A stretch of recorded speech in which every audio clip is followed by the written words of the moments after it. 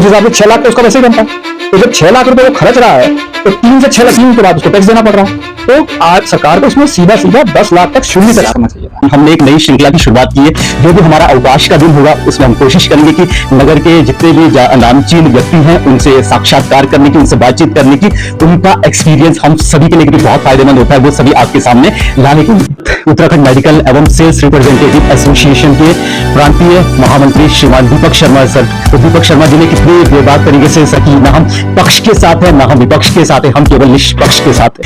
23 जुलाई जब संसद में वित्त मंत्री श्रीमती निर्मला सीतारमण उन्होंने अपने 1 घंटे 40 मिनट के भाषण के बाद बजट 2024-25 जो तकरीबन 48 लाख करोड़ का है उसको जब सार्वजनिक किया तो भारत में बहुत सारी चीजें हुई, बहुत सारी सियासी अटकलें लगाई गई, बहुत सारी कुछ हुई, क्योंकि इसमें जो मेन मुद्दा रहा वो महिलाओं का, युवाओं का, रोजगार का और किसानी रहा।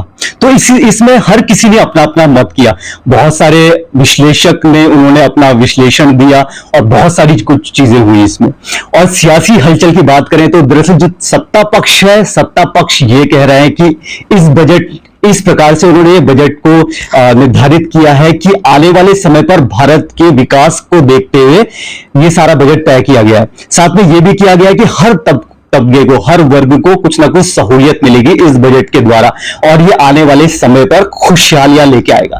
लेकिन क्या सही में खुशहालियां लेकर आएगा? क्योंकि वही हम विपक्ष की बातें सुने तो विपक्ष तो कटाक्ष लगा रहा है, बहुत सारे तंज बन रहे हैं सरकार के ऊपर। जैसे कुछ मैं बोलना चाहूंगा आपके साथ, सभी के साथ, कि ये मजबूत बजट है या फिर मजबूर है।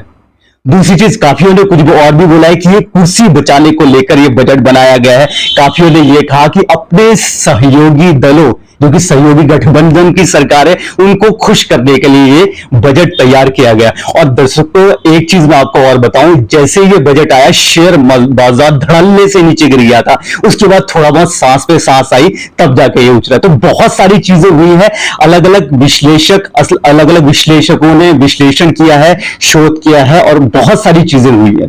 आप सभी को नमस्कार, आप सभी का स्वागत है आपके अपने चैनल कोटनाला केदार में। मैं आपका मित्र हिमांशु कोटनाला।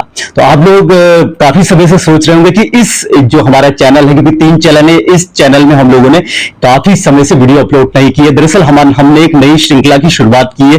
जो भी हमारा अवकाश का दिन होगा उसमें हम कोशिश करेंगे कि नगर के जितने भी नामचीन व्यक्ति हैं उनसे साक्षात्कार करने की, उनसे बातचीत करने की, उनका एक्सपीरियंस हम सभी के लिए, क्योंकि बहुत फायदेमंद होता है, वो सभी आपके सामने लाने के लिए। तो ये बजट को सरलता से सुनने के लिए कि क्या रहा इस बजट में, कौन सा तबका खुश है, कौन सा तबका बिल्कुल निराश है, इसको जानने के लिए इस समय हमारे साथ मौजूद हैं उत्तराखंड मेडिकल एवं सेल्स रिप्रेजेंटेटिव एसोसिएशन के महामंत्री हैं, निकाय के महामंत्री हैं, प्रांतीय महामंत्री हैं श्रीमान दीपक शर्मा जी। तो सर के बारे में बात करें तो सर को 34 वर्षों से ज्यादा का एक्सपीरियंस, अनुभव है दवा क्षेत्र में एज अ दवा प्रतिनिधि।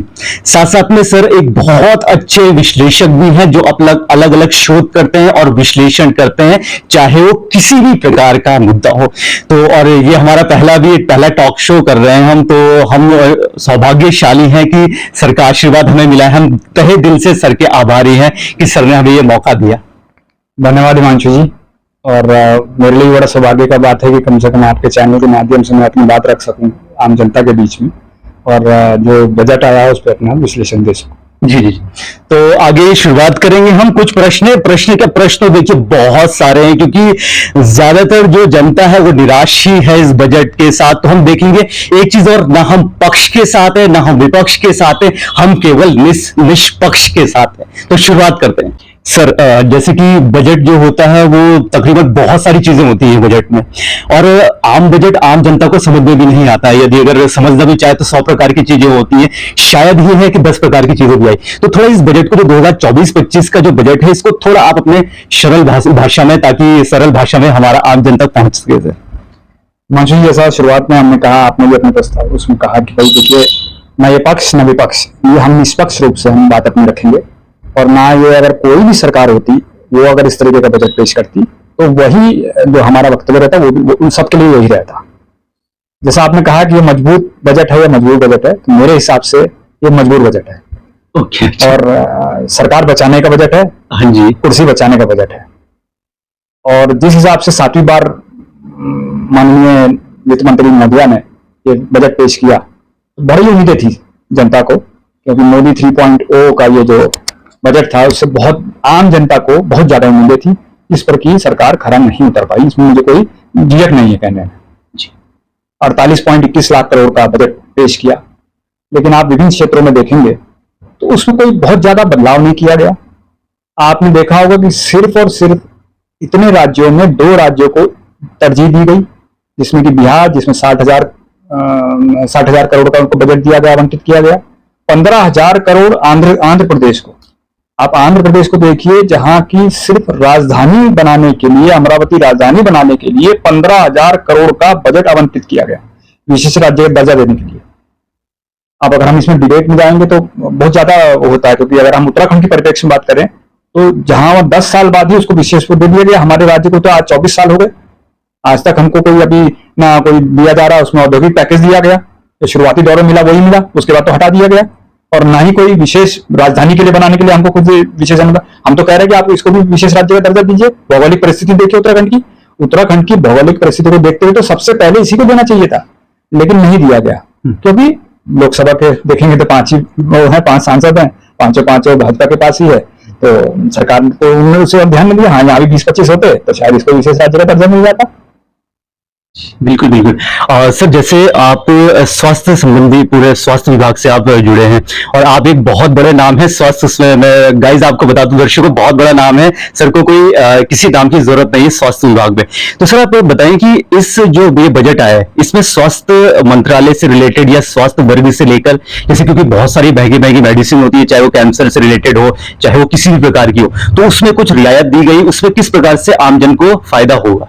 देखिए, आम जनता को सबसे पहले यह समझना चाहिए कि जो हमारी जीडीपी है उसका सिर्फ और सिर्फ 2.6% बजट जो है वो स्वास्थ्य के नाम पर दिया गया है, जबकि आप जितने भी विकसित देश देखेंगे सबसे ज्यादा स्वास्थ्य पे दिया है 5%, 5.5%, अमेरिका, जर्मनी, वहां इसके बराबर है, 4.8% है जीडीपी का, हमारे यहाँ सिर्फ 2.6% है।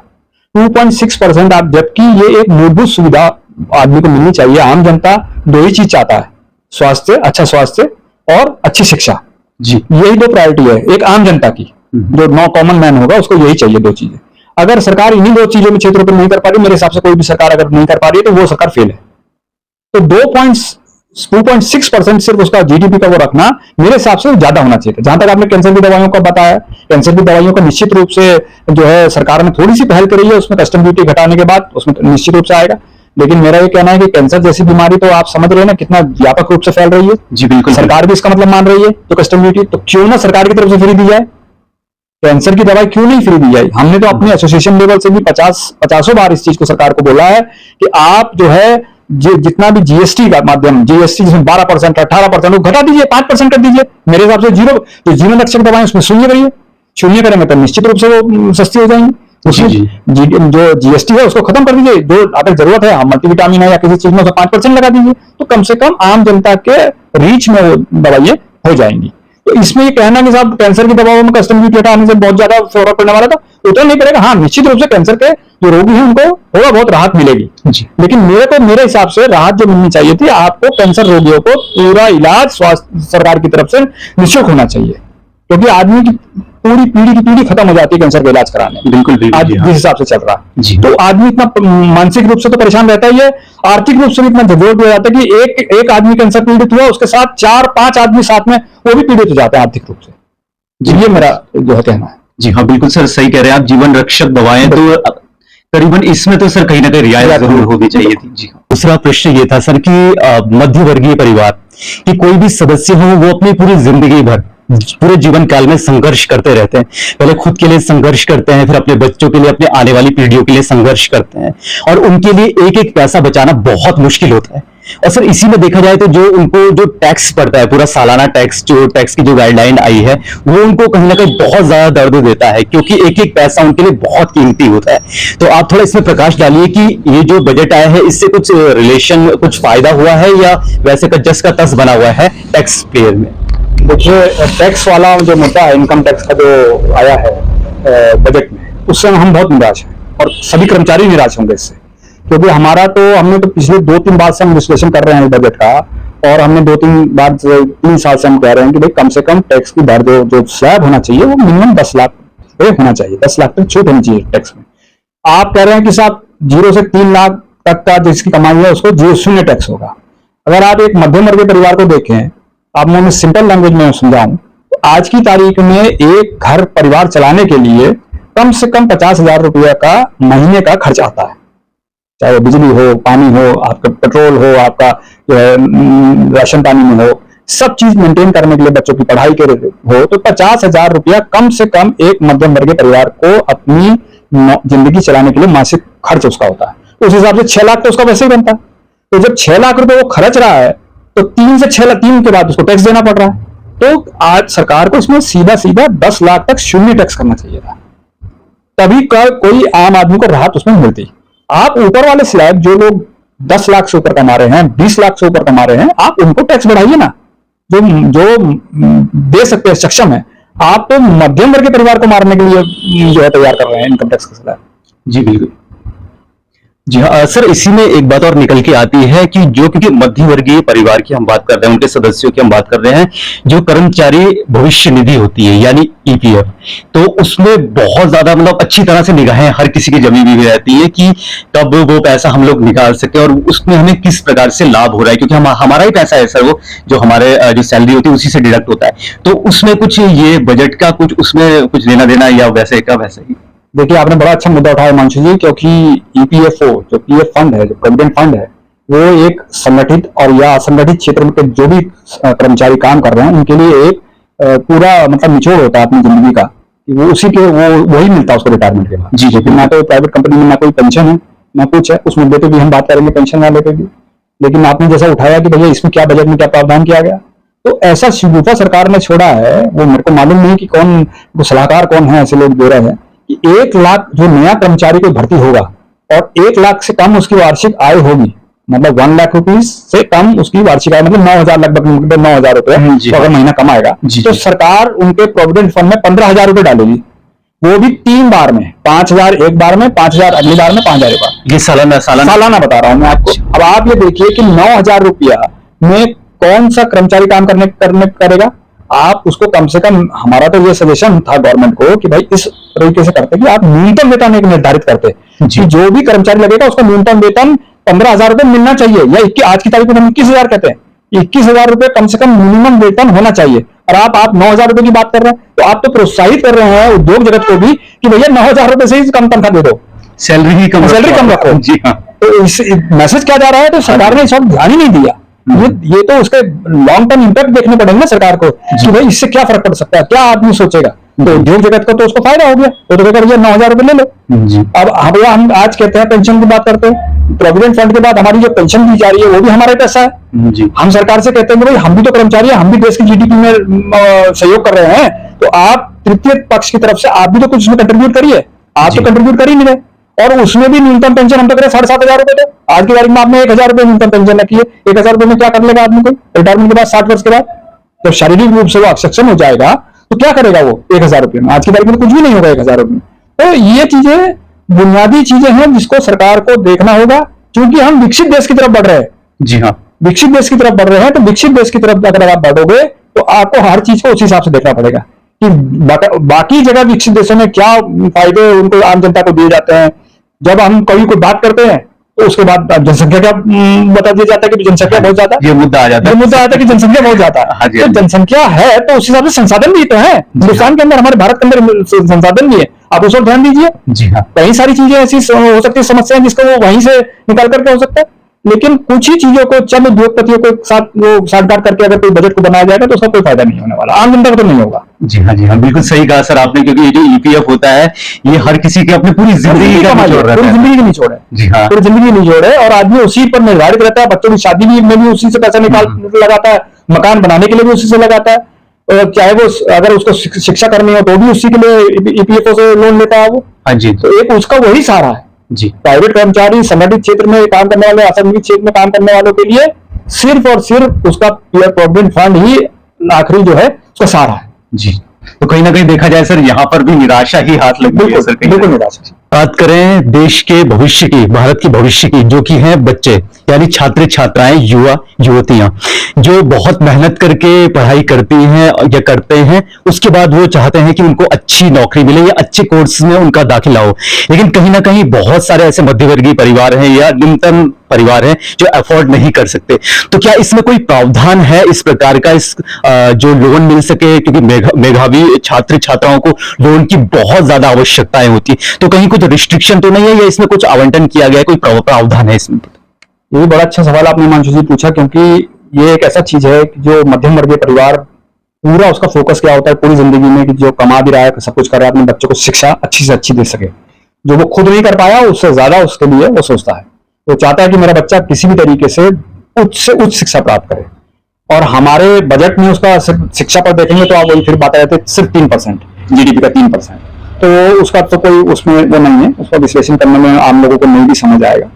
लेकिन जहां तक आपने पूछा कि भाई कोई प्रावधान किया गया इस बजट में, तो बजट में प्रावधान इस तरीके से किया कि मतलब वो एक तरीके से घुमा दिया एक आदमी को। आप कह रहे हैं कि साहब हम 3% अगर उच्च शिक्षा प्राप्त करेगा तो कुछ सेगमेंट ऐसा छात्र वर्ग जो कि किसी भी सरकारी योजना से लाभान्वित नहीं है, उसको जो है एक 3% का उसको रिबेट मिलेगा हायर एजुकेशन के लिए, वो भी सिलेक्टेड छात्र होंगे, मास नहीं होंगे।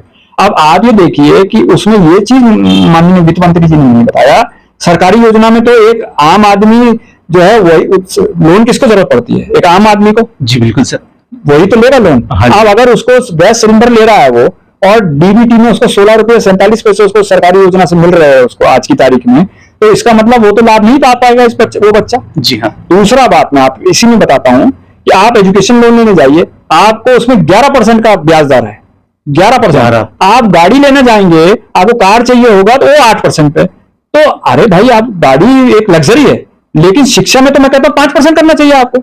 5% करो और उसके बाद अगर वो नौकरी लग जाता है उसके बाद उसको बढ़ा दो, जी, ताकि वो रिपेमेंट भी कर पाए।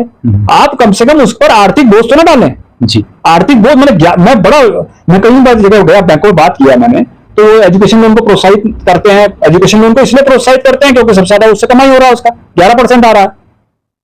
तो ये सब चीजें उसको देखना पड़ेगा। अभी उन्होंने एक नया चीज निकाल दिया कि 1 लाख जो लोग हायर एजुकेशन लेने के बाद किसी 500 कंपनियों को उन्होंने वो कहा कि वो रखेंगे और उनको 5,000 रुपया इंटर्नशिप में दिया जाएगा, सिर्फ 1 लाख। अब वो 1 लाख कौन छात्र को सिलेक्ट करेगा? पूरे हिंदुस्तान से 1 लाख की अगर छात्र ही जा पाएंगे और उनको नौकरी मिलती है, 5,000 रुपये इंटर्नशिप देंगे, तो ये तो बड़ा मतलब हास्यास्पद बात कर दी ना आपने। केवल 1 लाख, 1 लाख छात्र, सिर्फ लिमिटेशन है उसमें 1 लाख छात्र। अब वो 1 लाख छात्र कौन होंगे?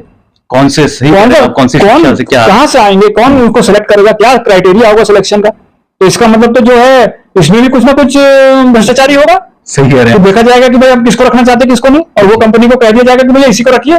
जी। और 5,000 रुपये क्या आप बड़ी मतलब बीटेक और 15-15 लाख रुपए आज की तारीख में बीटेक और उसमें लग रहा है, वो हायर एजुकेशन में लग रहा है, उसके बाद आप 5,000 रुपये इंटर्नशिप, इससे बेटर तो अगर वो खुद ही वैसी करता तो कंपनियां वैसी 10,000 रुपये दे देती थी। तो आप दूसरी तरफ कंपनियों को भी ये कह रहे हैं कि भैया 5,000 रुपये दो, क्योंकि आपको सब तरीके से बेनिफिट दिला रहे हैं सरकार। मतलब वहां पर भी, और आपका कहना ये है कि कार लेना आसान है, लेकिन जो एजुकेशन लोन लेने में आपको बहुत ज्यादा इंटरेस्ट पे करना पड़ेगा। जी जी बिल्कुल, ये तो बहुत बड़ा मुद्दा है कि यदि हम कार तो ले सकते हैं, लेकिन कार तक तो हम तब जाएगा जब हमारी शिक्षा मजबूत हो, जब हम कुछ बन जाए, तो बहुत बड़ी चीज है। साथ साथ में अभी हम बात करें तो ऑल ओवर इंडिया में लगभग 15 एम्स है और आईआईटीज लगभग 20 के करीब विश्वविद्यालय हैं, साथ में एमबीए के भी तकरीबन 20 के करीब जो हम वो बता रहे हैं, जो काफी नामी गिरामी विश्वविद्यालय हैं। तो आप सोचिए कि पर ईयर कितने छात्र छात्रा यहां से पास आउट होते होंगे और क्या कंपटीशन होगा यदि अगर इस प्रकार का ही ये पूरा बजट रहा या इस प्रकार ही सोच रही छात्र छात्राओं के ऊपर, तो देश का भविष्य तो हम सभी देख सकते हैं कि कैसा हो रहा है और आगे जाने वाले टाइम पे क्या होने वाला है। तो सर, हमने लगभग 6-7 जो महत्वपूर्ण विचार किया, उसमें महत्वपूर्ण बातें जो हुई है, जिस प्रकार से ये बजट 2024-25 का आवंटित किया गया, इतने क्षेत्र बहुत महत्वपूर्ण थे। तो सर, थोड़ा संक्षिप्त में क्लोजिंग रिमार्क, आप किस प्रकार से आपका एक नजरिया जितनी भी हमारी वार्तालाप हुई है इस बजट को लेकर? देखिए हिमांशु जी, निष्पक्ष, जैसे शुरुआत में कहा था, निष्पक्ष तौर पर मैं कहना चाहूंगा, न पक्ष न विपक्ष, निष्पक्ष तरीके से, कि ये वाकई में ही मजबूर बजट था और खुशी बचाने का बजट था। और अगर सरकार वाकई मध्यम वर्गीय परिवार को कुछ सहूलियत या फायदा देना चाहती है। तो जो मुद्दे हमने उठाए, आपने जो पूछे, उसके बारे में हमने विश्लेषण किया, उन चीजों पर विशेष रूप से ध्यान देना पड़ेगा। चाहे वो शिक्षा हो, चाहे स्वास्थ्य हो, चाहे बेरोजगारी हो, महंगाई हो, इस चीजों पर ध्यान देगी, तभी हम 2047 का जो हमारा विकसित देश का जो सपना है तो तभी पूर्ण हो पाएगा जब एक मध्यम वर्गीय परिवार उसमें अपना कंट्रीब्यूशन देगा, खुशहाली देगा, खुशहाल रहेगा। और साथ ही साथ हमारी इनकम टैक्स के स्लैब को कम से कम कर्मचारीगण के लिए 10 लाख रुपए तक कर मुक्त करना चाहिए। तो आप थे हमारे साथ उत्तराखंड मेडिकल एवं सेल्स रिप्रेजेंटेटिव एसोसिएशन के प्रांतीय महामंत्री श्रीमान दीपक शर्मा सर। तो दीपक शर्मा जी ने कितने बेबाक तरीके से, सर का अंदाज यही है क्योंकि सर बहुत शोध करके आते हैं, सर विश्लेषण करते हैं, उसके बाद भी सर एक एक चीज के बारे में बोलते हैं। तो सर ने बेबाक तरीके से कहा, जिस प्रकार से हमने शुरुआत में ही कह दिया था कि ना हम पक्ष के साथ है ना हम विपक्ष के साथ है, हम केवल निष्पक्ष के साथ है। और जितना भी क्योंकि ये महत्वपूर्ण पहलुओं पर बहुत सारी चीजें और हैं, तो सरकार को ये कृपया करके ध्यान देना बहुत ज्यादा जरूरी है कि तकरीबन जो एक तो मध्यवर्गीय परिवार और दूसरा जो हमारा भारत का भविष्य है, यानी हमारा युवा युवतियां, जो छात्र छात्राएं, उन पर विशेष तौर पर ध्यान देने की जरूरत है। तो थैंक यू सो मच आप सभी का कि आपने हमारा पहला पॉडकास्ट शो था, इसके लिए हम तहे दिल से आभारी हैं सर के कि सर ने हमें मौका दिया है पोस्टकास्ट करने का। तो आप भी अपने सुझाव दे सकते हैं कि किस प्रकार से हम अपने ये जो श्रृंखला हमने शुरू की है साक्षात्कार की, इसे किस प्रकार से हम और सुधार सकते हैं। Thank you so much for watching Kotala Kedar. मित्र हिमांशु कोटाला, श्रीमान दीपक शर्मा जी। धन्यवाद। Thank you so much.